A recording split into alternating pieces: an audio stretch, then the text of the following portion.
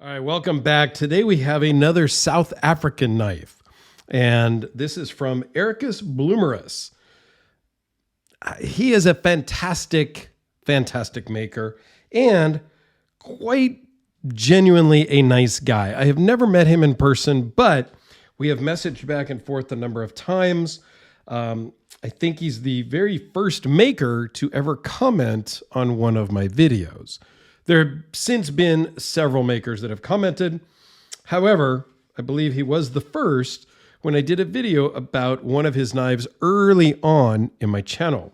He reached out and I think he made a comment on the video and sent me an Instagram message asking, basically thanking me for taking the time to look at his stuff and film it. Let's just zoom right in on this gorgeous piece. This is the model LL6. All the South African makers do that.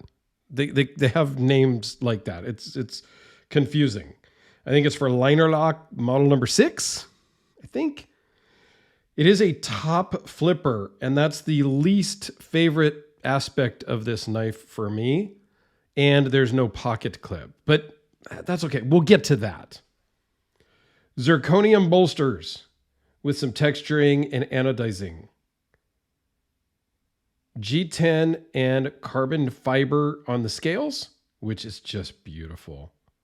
There's no seams. There's no nothing. There's like a clear over it. It's just amazing. Titanium liners that are anodized blue.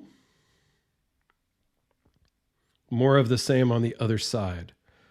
Stainless steel backspacer with the jimping all along the liners. I think that's just beautiful.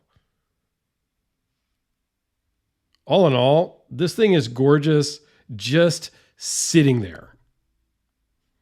And you get it in your hand and it's just nice. Now there is no pocket clip. This is more of your gentleman's folder. Put it in your suit pocket.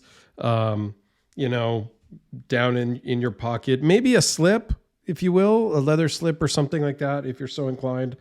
That is another aspect that just doesn't really work for me. However, this is not my knife, so it's fine. Now, the top flipper, it's got good jimping on a lot of sides, but you can't really, just the angle of it, you can't really grab it with your thumb this way. You can give it some wrist, but there's nowhere to really hold on to it and really deploy it sufficiently that way. Okay. So it's really meant to be, I think, with your index finger. And I think I overthink it. I am pulling down too much. I need to just pull it backwards because it doesn't flip super easy for me. And I think that's because I haven't really got it down pat yet. And it works, and when it fires, it works great. You just, for me, I think it's a mental thing. I think if I owned this longer or had it longer, I would get more into it, and it would become second nature. Here is his maker's mark. This is N690. This one was made back in 2016. So this is an older version. IKBS bearings. You can see where there is some of the anodizing is rubbing off from use. That's where your finger lands after you flip it open. So it's understandably a spot where it starts to wear. I think it's just beautiful. Someday, one day, I am actually going to determine which model. That was a little zoomed way too out. I'm going to determine which model is my favorite from him, and I'm going to have him make me one. Mark my words. I have wanted one of his knives for a long time. I just don't know what model I want, and I suck at picking materials.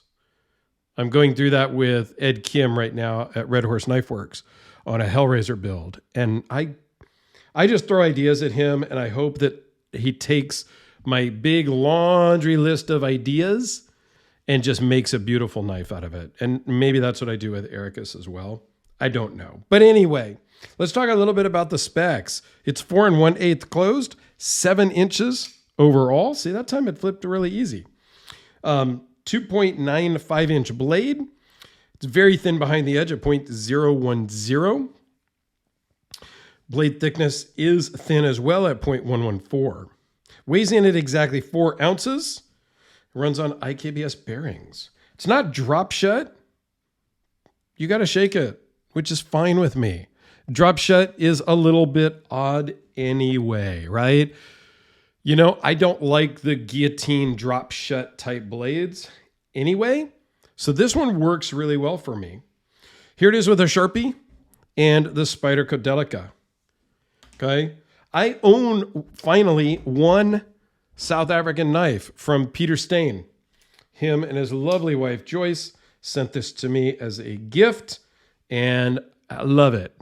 Probably one of the sharpest knives that I own out of the box. This thing just destroys cardboard. It eats cardboard like it doesn't exist.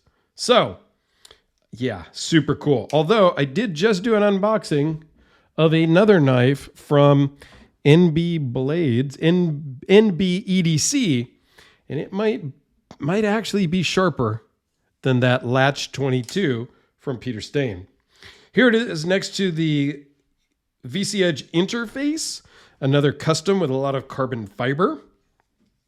And just because I mentioned Red Horse Knife Works, how about a custom Hellraiser also with a zirconium bolster? This one is more of a polished bolster. Herucus is more of a matte finish bolster, so it does pick up less fingerprints and smudges.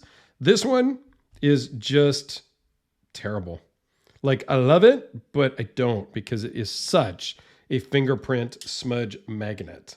Okay, but it's also got the carbon fiber and zirconium, which are two of my favorite materials. I really do appreciate both materials.